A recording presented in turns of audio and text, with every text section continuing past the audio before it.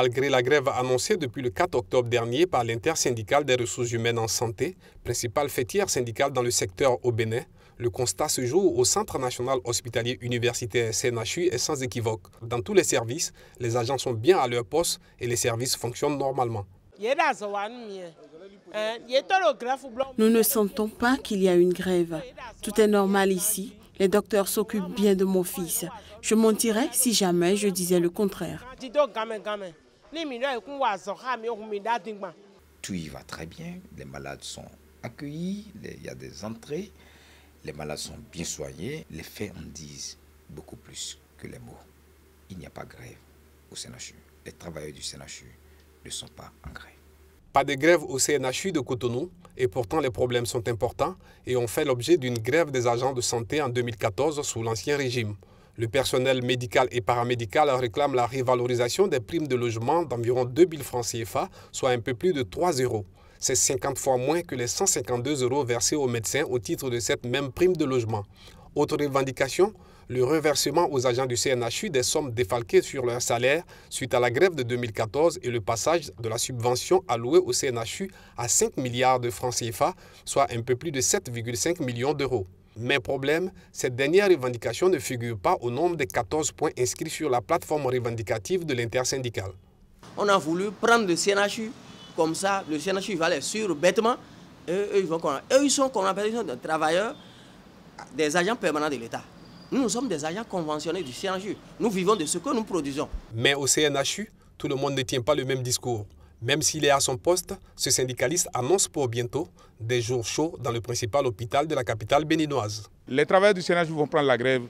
Il n'y a que cette semaine qui vont couler parce que la cause est commune et personne ne peut nous empêcher d'aller en grève. On est dans un pays démocratique. Joint par téléphone mardi, le coordonnateur de l'intersyndicale a confirmé cette information, estimant que quelques syndicats du CNHU ne sauraient entraver l'action de la quarantaine d'organisations membres de la fêtière. Malgré les divergences entre syndicats, tous s'accordent à reconnaître que les conditions de travail des agents de santé au Bénin sont passables et les plateaux techniques de plusieurs hôpitaux dépassés.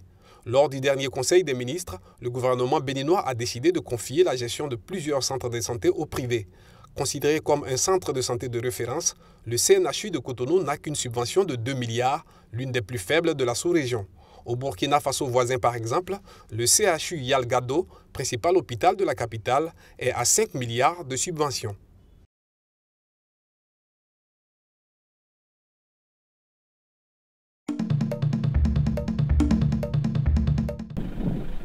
Au moins 58 personnes ont péri lors d'une attaque attribuée à un groupe islamiste contre une école de police près de Quetta, dans le sud-ouest du Pakistan, dans la nuit de lundi à mardi.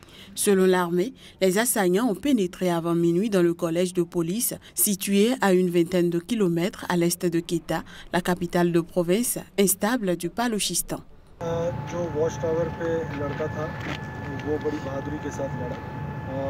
Le garde qui était dans la tour de guet s'est battu courageusement. Après l'avoir tué, les terroristes ont réussi à entrer. Si vous pensez qu'il y a eu une faille dans la sécurité, je ne crois pas, parce que quand vous êtes en état de guerre et qu'un kamikaze arrive, ça change la situation. Mais malgré tout, nous allons enquêter et les coupables seront punis. Après plusieurs heures d'échanges de tirs, un responsable provincial a annoncé mardi que l'armée avait délogé les assaillants et sécurisé l'établissement qui héberge plusieurs centaines de policiers en formation. Le ministre de l'Intérieur de la province de Balochistan a déclaré à la presse que l'attaque a été menée par 3 kamikazes armés, révisant à la baisse le nombre d'assaillants initialement évalué entre 5 et 6 par l'armée. On entendait des coups de feu dans l'école de police de Quetta, donc immédiatement des troupes paramilitaires Frontier Corps ont été mobilisées et sont arrivées en 20 minutes environ.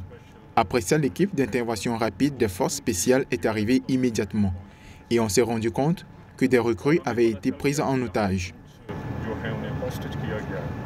Le général Cher Afghan, commandant du Frontier Corps chargé de la contre-offensive, a attribué l'assaut à une faction du groupe islamiste Lashkar-e-Jhangvi, allié des talibans pakistanais. Selon lui, les assaillants communiquaient avec des cadres en Afghanistan. Le Balochistan, la plus vaste et la plus pauvre des provinces du Pakistan, en dépit d'importantes ressources naturelles, est secoué par des violences islamistes et en proie à des conflits intercommunautaires, ainsi qu'une insurrection séparatiste balouche.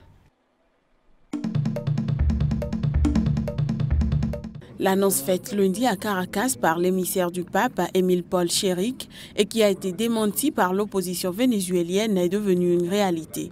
Le gouvernement socialiste du Venezuela et l'opposition de centre-droit ont répondu lundi à l'appel du Vatican de dialoguer pour tenter de surmonter la grave crise politique frappant ce pays en plein naufrage économique. Nous sommes venus à cette rencontre pour informer l'émissaire du pape, le nonce apostolique et les anciens présidents des intentions de la coalition, parce que nous avons lancé une nouvelle phase dans le combat du peuple vénézuélien pour la liberté et la démocratie. Nous demandons à ses amis du Venezuela d'intervenir pour garantir dans les jours à venir les droits constitutionnels, le droit constitutionnel à la grève, le droit de s'exprimer pacifiquement. Peu avant, le Vatican avait déclaré que le pape François venait de recevoir le président Nicolas Maduro, une audience qui n'avait pas été annoncée. Nicolas Maduro est ensuite apparu à la télévision vénézuélienne pour raconter sa rencontre avec le souverain pontife. Pour nous, il est crucial que ce dialogue se concentre sur les problèmes qui préoccupent le plus les Vénézuéliens et en particulier les questions économiques et sociales qui sont très importantes pour nous. Nous insistons sur le fait que la recherche de la paix doit être partagée par toutes et tous en laissant derrière nous le langage violent, en respectant les accords que nous avons passés au même titre que nous respectons la Constitution.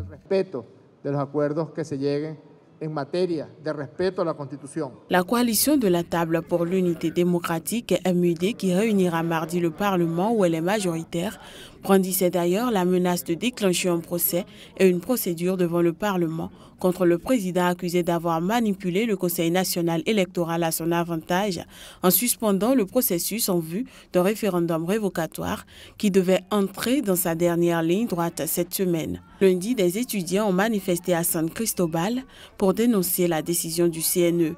Selon l'un de leurs responsables qui évoque aussi une arrestation, des heurts ont éclaté avec la police, blessant 27 étudiants.